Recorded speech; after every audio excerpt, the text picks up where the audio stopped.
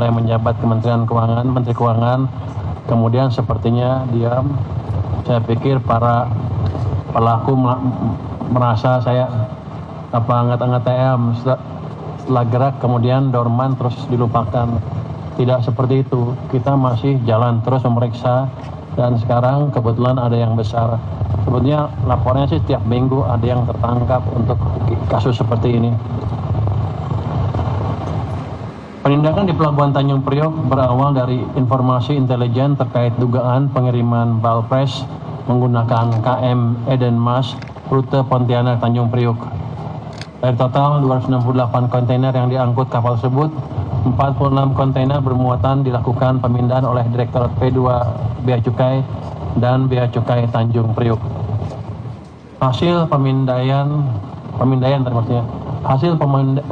menunjukkan 43 kontainer terindikasi berisi balpres dan langsung dilakukan penyegelan dan pemeriksaan lanjutan.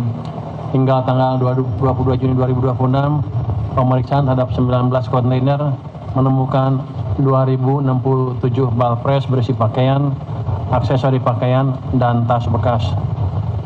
Total muatan pada 43 kontainer diperkirakan mencapai 4.687 bal dengan nilai ekonomi sekitar 37,5 miliar rupiah.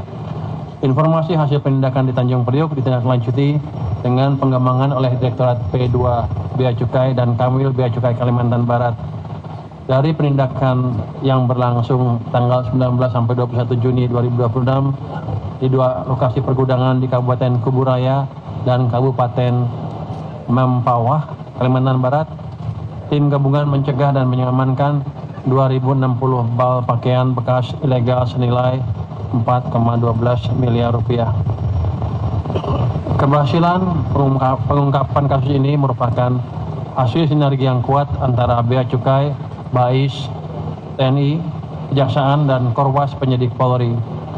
Penindakan terhadap 43 kontainer di Tanjung Priok serta pengungkapan lokasi penimbunan di Kalimantan Barat menunjukkan efektivitas pengawasan berbasis intelijen dan kolaborasi lintas instansi. Kolaborasi tersebut menjadi kunci dalam memutus rantai peredaran pakaian bekas impor ilegal dari hulu hingga hilir. Penegakan hukum tidak berhenti pada pengamanan barang. Bea Cukai masih melakukan pendalaman untuk mengidentifikasi pihak-pihak yang bertanggung jawab atas pemasukan, penyimpanan, dan distribusi barang ilegal tersebut. Pemerintah akan menelusuri pemilik gudang yang menjadi lokasi penimbunan di Kalimantan Barat serta pihak terkait dengan kepemilikan 43 kontainer di Jakarta. Seluruh proses penegakan hukum akan dilakukan secara profesional, transparan, dan tanpa pandang bulu sesuai dengan ketentuan yang berlaku. Tadi kita sedang mencari cara hukum untuk menahan kapal atau menghukum kapal atau pemilik kapal yang melakukan kegiatan yang terlibat dalam kegiatan seperti ini. Saya yakin di masa lalu biasanya lepas aja kan, yang tahan barang-barangnya aja. Sekarang kita akan lakukan seperti di darat. Darat tuh kalau ada yang produsen, penjual atau pelaku ilegal rokok, biasanya tuh yang tahan hanya rokoknya aja, mobilnya lepas, supirnya lepas.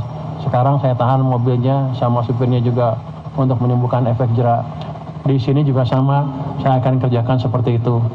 Nanti untuk importernya akan kita periksa lebih lanjut bersama dengan pihak kepolisian ya. Polda Metro akan menindaklanjuti proses penyidikan dan pidananya. Jadi ke depan pihak-pihak yang melakukan hal ini tidak bisa lepas begitu saja. Hukumannya akan semakin kuat ke depan. Saya terima kasih kepada Polda Metro, Kapolda untuk dukungannya, juga kepada BAIS dan TNI dan perdagangan. Anda yang punya peraturannya kan, kita beresin bareng-bareng ya. Tindakan ini menunjukkan bahwa pengawasan Bea Cukai berjalan secara aktif dan terukur. Kami menghimbau seluruh pelaku usaha untuk menjalankan kegiatan usahanya secara legal dan mematuhi seluruh ketentuan kepabeanan serta perdagangan.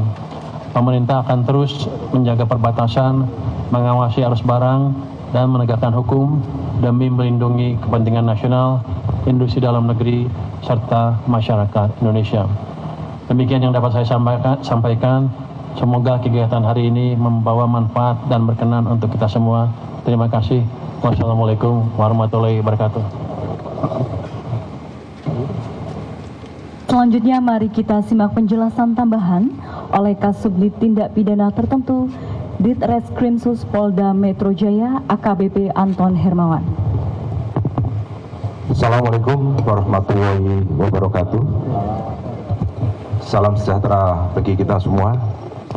Pertama, saya ucapkan terima kasih atas kesempatan Bapak Menteri Keuangan kepada kami untuk menyampaikan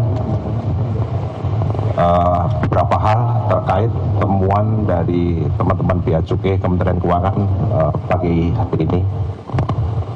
Jadi yang pertama-tama, kami dari Direktorat Reskrimsus Polda Metro Jaya atas temuan ini akan melakukan penyelidikan terkait dugaan tindak pidana di bidang perdagangan, di mana di dalam Undang-Undang Perdagangan dijelaskan secara rinci dilarang untuk melakukan importasi barang tidak baru. Kemudian kami juga akan mencoba menerapkan undang-undang yang ancamannya lebih tinggi melalui undang-undang sampah, di mana dijelaskan di dalam undang-undang sampah dilarang melakukan importasi sampah ke negara kesatuan Republik Indonesia.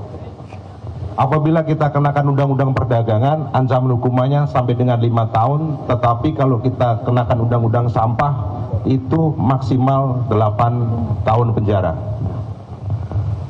Selanjutnya, kami akan melakukan penyidikan terkait siapa saja yang bermain dalam importasi pakaian bekas ini. Jadi pakaian bekas ini tidak akan masuk ke dalam negara kesatuan Republik Indonesia apabila tidak ada yang melakukan pemesanan. Si pemesan tidak akan bisa mengimportasi langsung tanpa dibantu perusahaan ekspedisi. Perusahaan ekspedisi tidak akan bisa mengimportasi tanpa bantuan dari shipping company. Dan selanjutnya shipping company akan mengambil barang ini dari pemilik barang yang berada di luar negeri.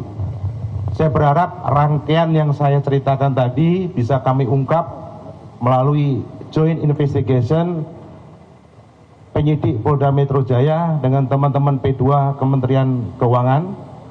Dan selanjutnya apabila kami sudah melakukan penyidikan dan penetapan tersangka, kami nantinya akan rilis kembali dengan teman-teman Bea Cukai atas proses penyidikan yang telah kami lakukan nantinya. Demikian sementara yang dapat kami sampaikan. Terima kasih. Wassalamualaikum warahmatullahi wabarakatuh. Waalaikumsalam.